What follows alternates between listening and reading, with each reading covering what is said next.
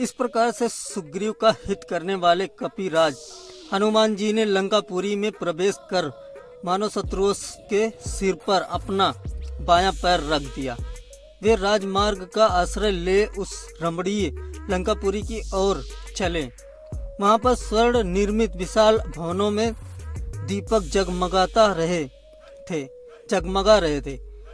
कहीं नृत्य हो रहा था और कहीं सुरा पीकर मस्त हुए राक्षस अनर्गल प्रलाप कर रहे थे। हनुमान जी ने देखा कि बहुत से राक्षस मंत्रों का जाप करते हुए स्वाध्याय में तत्पर थे।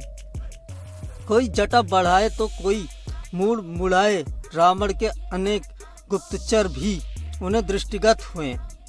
हनुमान जी ने नगर के सब भवनों तथा एकांत स्थानों को छान डाला, परंतु कहीं सीता दिखाई नहीं दी। अंत में उन्होंने सब ओर से निराश होकर रावण के उस राजप्रसाद में प्रवेश किया जिसमें लंका के मंत्री, सचिव एवं प्रमुख सभासद निवास करते थे।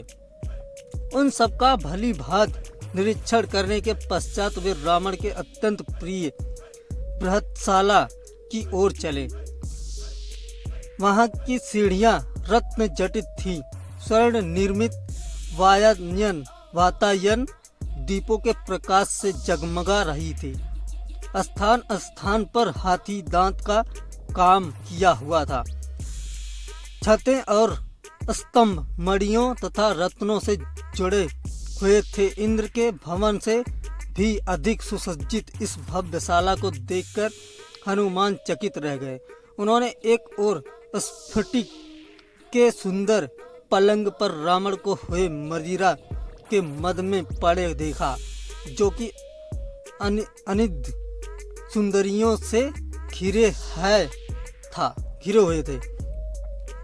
उसके नेत्र अर्ध निमीलित हो रहे थे। अनेक रमणियों के वस्त्राभूषण अस्त व्यस्त हो रहे थे और वे सुरा के प्रभाव से अछूती भी नहीं थी। वहां भी सीता को न पाकर पवनसुत बाहर निकल आए। फिर हनुमान जी ने रावण के अन्य निकट संबंधियों के निवास स्थानों में सीता की खोज की, किंतु वहां भी उन्हें असफलता ही मिली। तत्पश्चात हनुमान ने रावण की पटरानी मंदोदरी के भवन में प्रवेश किया। अपने नागर में मंदोदरी एक स्फटिक से श्वेत पलंग पर सो रही थी। उसके शैया के चारों ओर रंग बिरंगी सुवासित पुष्पमालाएं झूल रही थी। उसके अद्भुत रूप, लावण्य, सौंदर्य एवं यौवन को देखकर हनुमान के मन में विचार आया, संभवतः यही जनक नंदिनी सीता है। परंतु उसी क्षण उनके मन में एक और विचार उठा कि यह सीता नहीं हो सकती, क्योंकि रामचंद्र जी के वियोग में पतिव्रता सीता ना तो सो सकती है और ना इस प्रकार आभूषण आदि पहनकर श्रृंगार ही कर सकती है। अतएव यह स्त्री अनुपम लावण्यमयी होते हुए भी सीता कदापि नहीं हो सकती।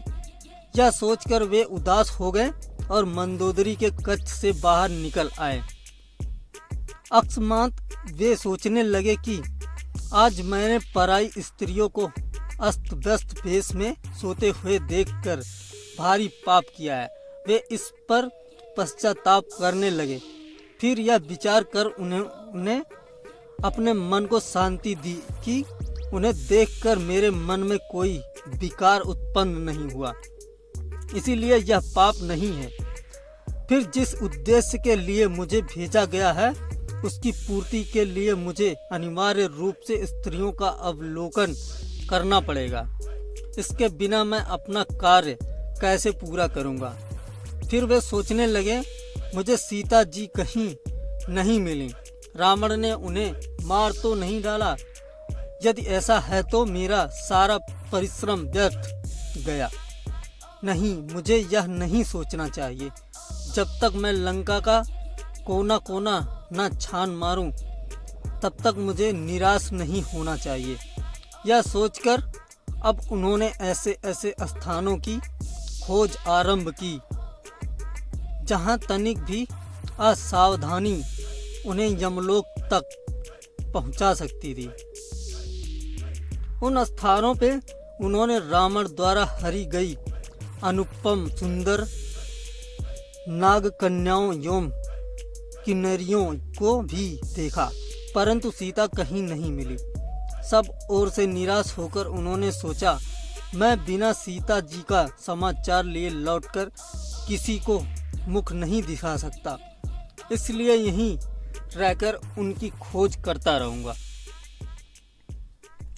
अथवा अपने प्राण दे दूंगा।